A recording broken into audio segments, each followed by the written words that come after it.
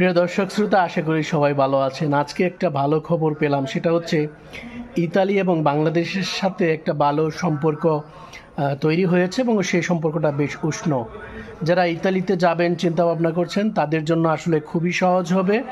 নানান বিষয়গুলোকে অনেক সহজীকরণ করা হচ্ছে।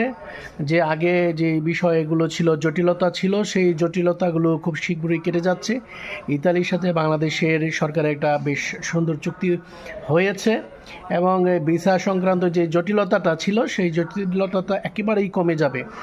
তো আশা করি যারা ইতালিতে যাবেন চিন্তা ভাবনা করছেন, তাদের জন্য খুবই সহজ হবে এবং এটা খুবই একটা সুসংবাদ। এবং বর্তমান সরকার, ইউনূস সরকারের বিভিন্ন প্রতিনিধিরা বিভিন্নভাবে চেষ্টা করছে সব বিষয়গুলো, জটিলতাগুলোকে খুব সহজে যেন ওভারকাম করা যায়। ধন্যবাদ এই সরকারকে, ইউনূস সরকারকে। ইউরোপের অন্যান্য দেশে যেন বাংলাদেশিদের আরও বেশি বেশি সুযোগ তৈরি হয়, সেই রাস্তা যেন তারা তৈরি করে, তাদেরকে সে কথাটাই আমরা অনুরোধ করব। সবাইকে ধন্যবাদ। সবার এই ভালো সংবাদটি অনেকেরই ভালো লাগবে। আর যারা লেখাপড়া জানেন, শিক্ষিত মানুষ, তাদের জন্য ভালো একটা সুযোগ তৈরি হবে এবং ভালো স্কিল যারা জানেন তাদের জন্য আরও সুন্দর চমৎকার ইতালি যাওয়ার সুযোগ হচ্ছে ভালোভাবে।